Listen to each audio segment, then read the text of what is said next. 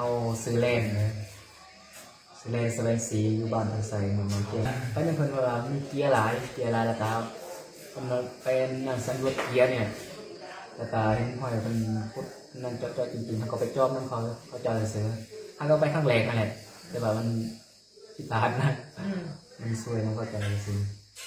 แต่ก่อนนี้เราหาอยู่หากินเนี่ยโอ้บานอยู่ว่ากินธรรมศาสตร์เลยตามชนบทนี่แหละผมยังเฮ็ดอาชีพอย่างไรมีสิทธิ์กศกสามไว้ทับจางให้มันเอาคำตาคำดูมาขายแล้วได้ข้อมูลแล้วผมได้ไปหากันที่ฮอนคำแบบเราทำมันต้องจริงอะไรกันโอ้บางคนเขาไปสอบนั่นแหละเขาทำคือว่าจะมีเงินใส่หัวใส่บางคนไปได้บางคนไปได้นะแล้วนี่ก็คนเขาก็ไปช่อง3 เถื่อนพวกเป็นผู้พาเราพาเข้าไปวันกันไปที่ซื้อแม่ผู้ท่านใดยังมืออยู่ในหันอยู่ในหันมีห้องห้อยเขาเจ้าเคยเอาแล้วว่าจังพากันไปสอบเขาเคยขุดจนเจ็ดกระบาดอะไรแล้วเป็นยังไงเราไปอยู่แล้วน้ำมาแล้วออกมาได้จะพากันอยู่ที่ไหนกินที่ไหนแบบนี้พอจะเห็นน้ำท่วมแล้วโคตรทูมันจะท่วมเลยแต่ว่ายังคิดว่าหาซีมีทางออกแต่ว่า2 ทางออก30,000ไม่มีเลยสิ้นหวังสุดเลยคือตัวตัวเองสิรอดมาปัจจุบันนี้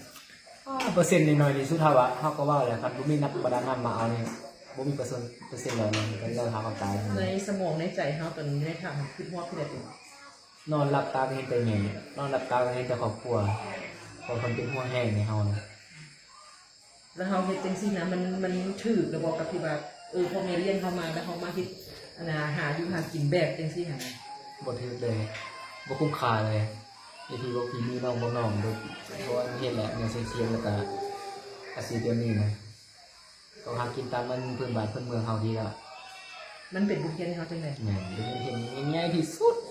ปันมาเกิดใหม่เลยเฮานะที่เขาเกี่ยวกับเนี่ยอาจจะมีผู้ใหญ่ใจดีหรือว่ารัฐบาลแล้วก็พี่น้องคนไทยมาตั้งแต่มาต่างประเทศมาสวยนี่พวกเขาพูดสิ้นบางสุดว่าเขาขอบใจเขาใจหลายๆแท้จนสุดที่หายชีวิตใหม่เขาคอยเลยเมื่อไรก็เมื่อเอาให้เงินสุดท้ายเลยอันออกมาจากหูหันทีนี้สภาพจิตใจเป็นยังไงมาฮอดตอนนี้วินาทีนี้ผู้คนโล่งใจเลยความสิ้นหวังยังปั้นได้เกิดใหม่เท่าไหร่เขาจะว่าอันน่ะพากันกินแนวฮอนคำแม่นี่รีบอกกินไม่แฮวไม่กินก็บางคนก็กินแล้วก็มันหิวแห้งนะบางคนก็ไปกินไม่อะไรเพราะว่าเขาบอกกินไปตั้งเงินมาเลย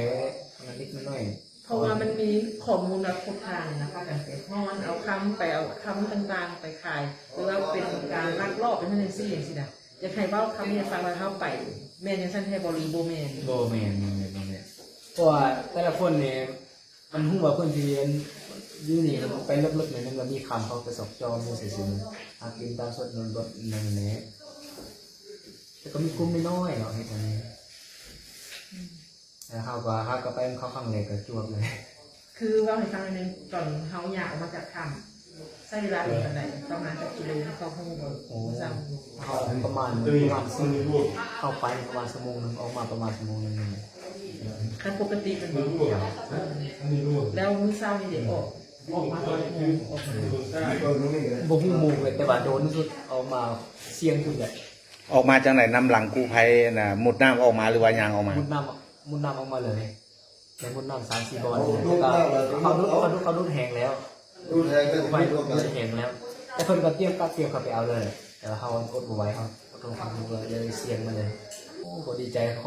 อบใจรัฐบาลและคนยังจะดีว่าภายในประเทศต่างประเทศหรือว่า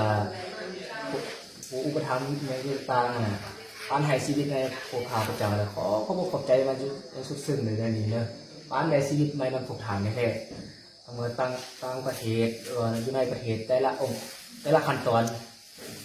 ขอบใจแท้ที่ให้อันชีวิตใหม่ของข้าพเจ้าเนอะสิเฮ็ดดีบ่โอ้ต่อไปนี่เลยเขาแนะนำก็ต้องเฮ็ดแบบนี้แบบเสียงแบบนี้นะเด้อเขาแนะนำพี่ๆน้องๆมุ่งๆเพิ่นเด้อนั่นแหละ